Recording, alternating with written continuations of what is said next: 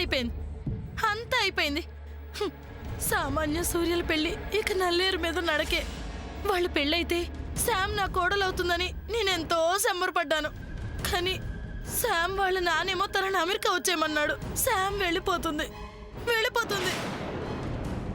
ఇక నా ఆశ నిరాశ అయినట్టే. ఛీ! అక్క వచ్చావా? ఇంకా రాలేదేంటా అనుకున్నాను. రామ్మరా. ఏంటక్క, అసలే బాధలో ఉంటే నీ మాటలతో ఇంకా హింసిస్తావెందుకు? నీకెందుకు బాధ? నీ కొడుకు పెళ్లి ఆ సామాన్యత జరిగిపోతుంది కదా. అయితే గీత నేనే బాధపడాలి. ప్రస్తుతం నేను చేస్తున్నది అదే. అక్క, నువ్వొక్కోసారి ఒక్కో రకంగా మాట్లాడు, ఒక్కో రకంగా ప్రవర్తిస్తుండే బట్టే విషయం ఇంతవరకు వచ్చింది.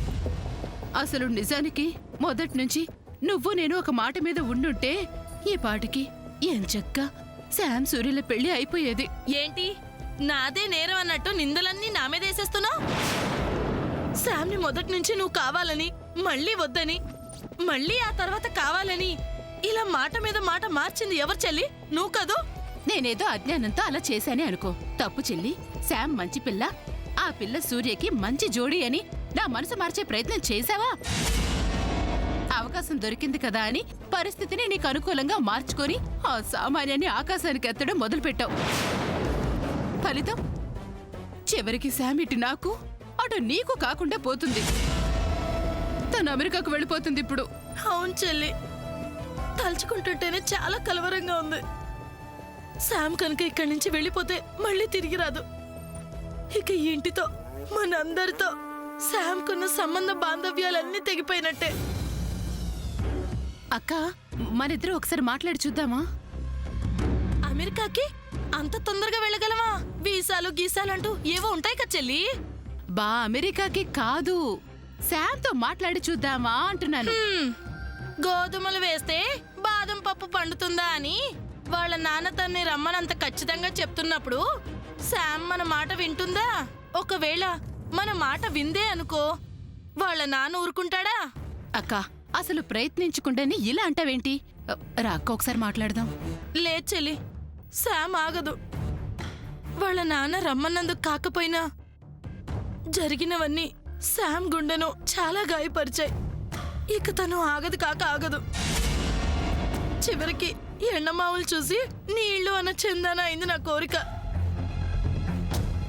అక్క, ఇప్పుడేం చేద్దాం అక్క? నువ్వు అటు తిరిగాడు, నేను ఇటు తిరిగి ఏడుస్తాను.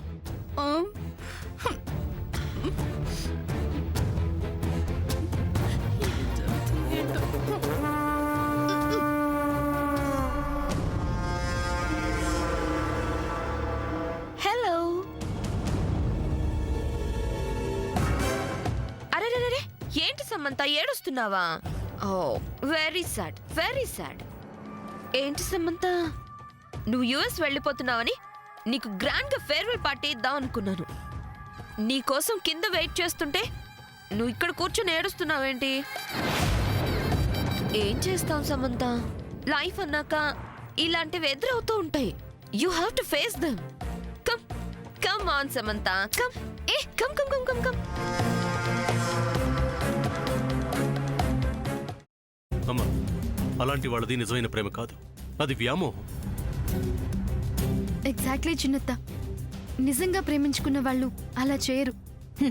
ఎంత మనసు విరిగిపోతే కన్న కూతుర్ని పట్టుకొని మా దృష్టిలో చచ్చిపోయా ఉంటుందా తల్లి? అది సరే అమ్మా, తన కూతురుతో తన మాట అనేటప్పుడు ఆమె మాటల్లో వ్యథ, కళ్ళల్లో బాధ గమనించావమ్మా? పెద్దబాబుకు బర్త్డే విషెస్ చెప్పు కూడా వెళ్ళాం కదా. ఊరికే ఎలా కాలిపోతుంది? మంట పెడితేనో పడితేనో తగలబడుతుంది.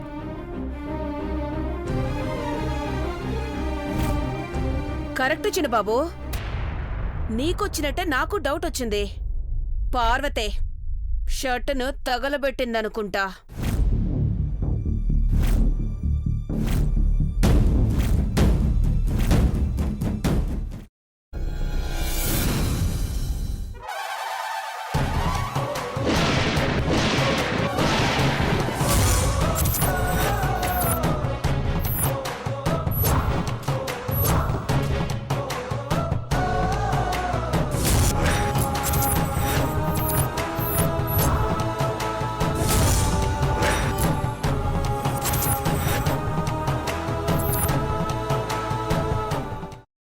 వేయించుకున్న తర్వాత పొట్టు తీసేసి చాప్ చేసి పక్కన పెట్టుకోవాలి.